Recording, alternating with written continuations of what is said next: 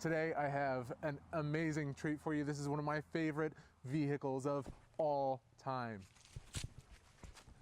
The 1960 SO23 Volkswagen Camper Bus.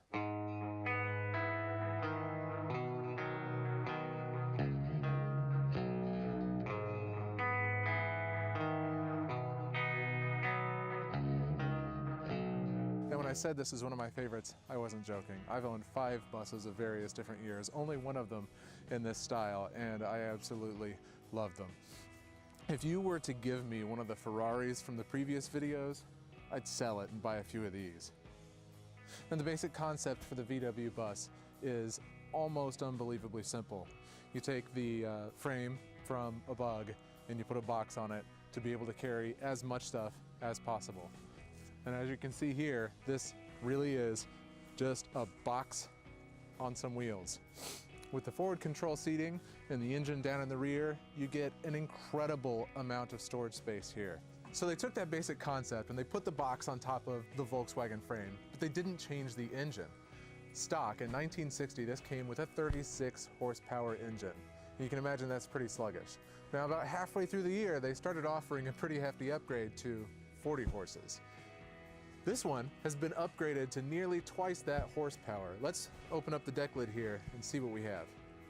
Now, if you've never had a chance to check out inside one of these engine compartments for an old bus, you really should. It's pretty fascinating. There's a ton of extra space in here. There's storage behind that wheel well. You've got your battery behind this wheel well. And here's a couple interesting facts about these. Your fuel tank is sitting just forward of the engine, and some of your fuel hoses go across the top of the engine. So if you ever get an old bus, the first thing you should do is replace all your fuel lines, or else you run a high risk of a cracked fuel line causing an engine fire, something pretty common to see with old buses. And this next part really, I think, is fun. You can remove this entire engine by just taking out 4 bolts. I've seen a single person do it with a floor jack, and even once on a camping trip, we did it without a floor jack. We just stacked wood underneath it. I think we used a skateboard at some point, and a lot of person power to pull out those 4 bolts, push the bus out of the way, remove the engine, and put it on a picnic table. It's pretty bizarre how easy it is to get this sucker out of here.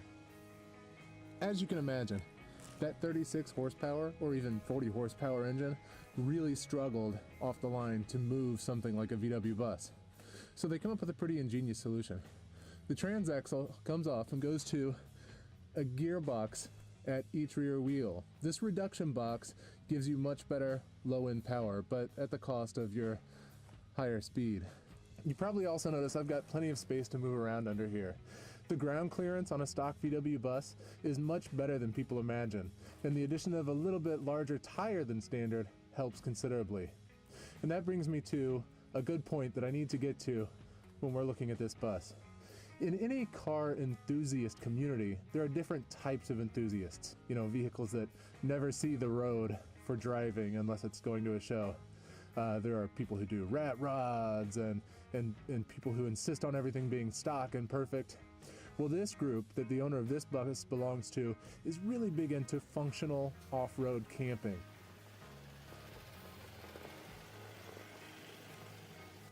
Now this model is a 1960 SO23 camper. Volkswagen didn't actually make campers completely on their own. They'd make a blank bus and they'd ship it off to other people. At this point in time, it was all done by Westphalia. The SO23 was their second run at making campers, and they're easily identifiable by a couple things. One of which is this.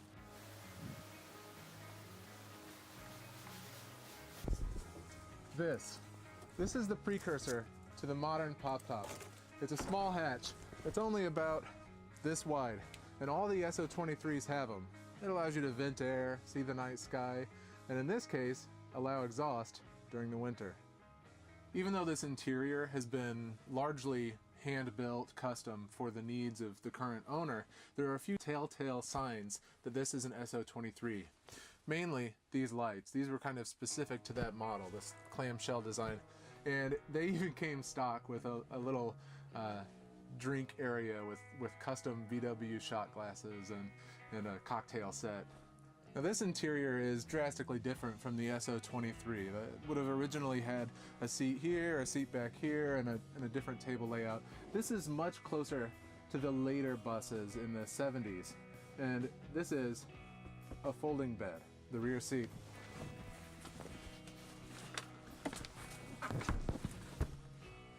The person who customized this interior also made some optional parts.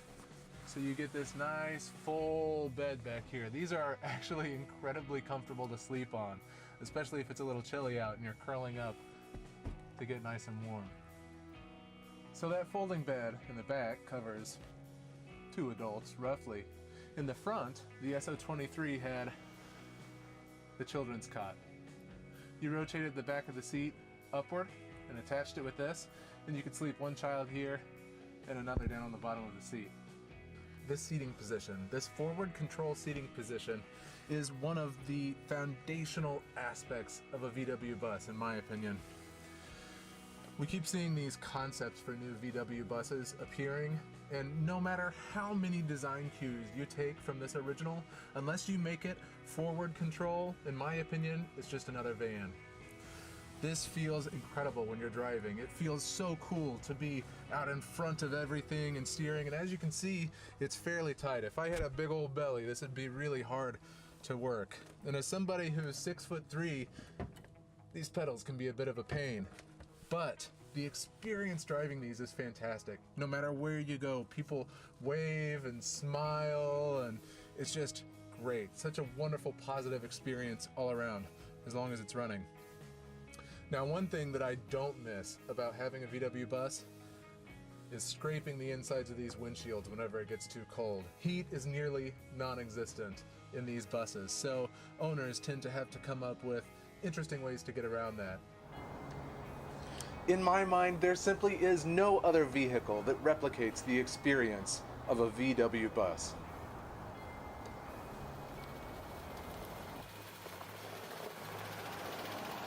So there you have it, one of my favorite vehicles of all time. I want to say a special thank you to Ryan Willis, the owner of this vehicle. Thank you for letting me crawl all around this and play in your beautiful bus.